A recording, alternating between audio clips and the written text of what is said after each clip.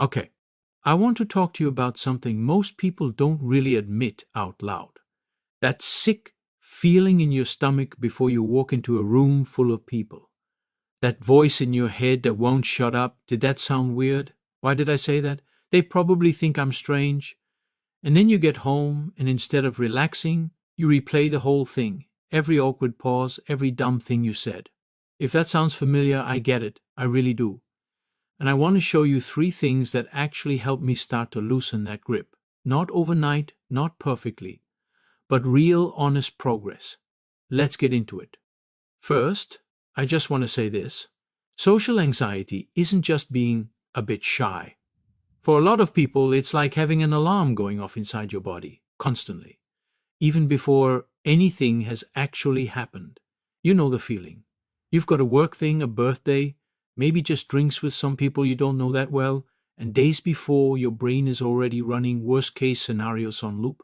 What if I stand alone in the corner? What if my voice shakes? What if they can just tell something's off about me? And when you finally get there, you're barely present. You're too busy monitoring yourself. How am I standing? What do I do with my hands? Did that laugh sound forced? And you go home, and round two starts. The replay, the cringe, the why am I like this? And slowly, without really deciding to, you just start doing it less, saying no a lot more, staying home more, keeping your headphones in when you're out in the world. Your life gets a little smaller. Here's what I want you to hear though. There is nothing broken about you. You've just got a pattern, thoughts, body reactions, habits that got stuck, and patterns can change. When you're anxious, you do one of two things, and both of them make it worse in the long run. The first one is avoiding. You don't go, you don't pick up the phone. You say you're tired. It feels like relief, and it is in the moment. But your brain never gets to learn that you can actually handle it. The second one is hiding. You plan every sentence before you speak. You laugh a little too loud, agree with everything, maybe have a drink or two just to take the edge off. Both strategies send your brain the exact same message. This is dangerous. I can't handle it. And that message makes the anxiety louder next time. So what actually works? That's what the next three steps are about. We're going to work with three things: your thoughts, your body, and your actions in the real world. Think of it like this. Your thoughts pour fuel on the anxiety. Your body reacts like you're actually in danger. And your behavior, especially avoiding, keeps the whole thing running. Change a little in each area, and you start to loosen the grip. Most of the time, social anxiety isn't about the room you're walking into. It's about the story your brain is telling you about that room. They think I'm weird. I sound boring. They can see I'm nervous, and they're judging me for it. So here's something simple to try. Next time you feel that anxious buzz rising, just stop for a second and ask, what exactly am I afraid they're thinking right now? Write it down if you can. Make it specific. Then ask yourself two things.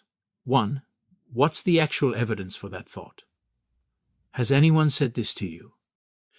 Do you actually know what's going on in their head? Usually the honest answer is no. It just feels true. Two, what's the evidence against it? Were there moments people smiled, laughed, seemed happy to see you? Then try to land somewhere more honest, not fake positive, just fair. Something like, I feel nervous, but feeling nervous doesn't mean they think I'm weird, or some people won't like me. That's just true for everyone. The more you do this, the less those old thoughts run the show. Here's the thing, anxiety isn't just in your head. It's in your chest, your hands, your stomach, your face. And you can't think your way out of a body that's in alarm mode. So before you walk into a hard situation, try this. Breathe in through your nose for 4 counts. Hold for 2. Out through your mouth for 6. Do that 5 or 10 times. It sounds almost too simple, but it works. It tells your nervous system that you're safe. You can also try this quick grounding thing. Look around and find 5 things you can see. Feel 4 things with your body, your feet on the floor, the fabric of your clothes. Listen for 3 sounds around you. It pulls you out of your head and back into right now.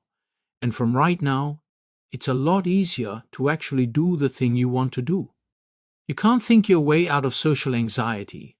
At some point, you have to go out and try things. But that doesn't mean jumping into your worst nightmare on day one. Make a list.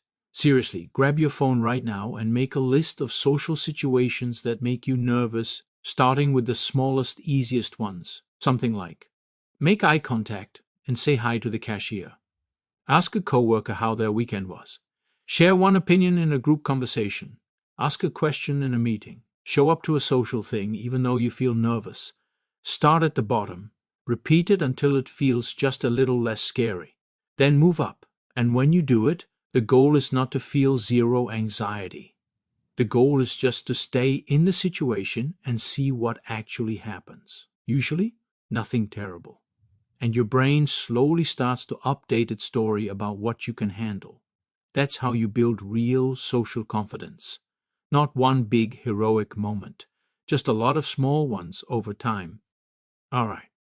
Here's what I want you to actually do today, not tomorrow, not next week. Think of one social situation you normally avoid. Something small. Saying hi to a neighbor.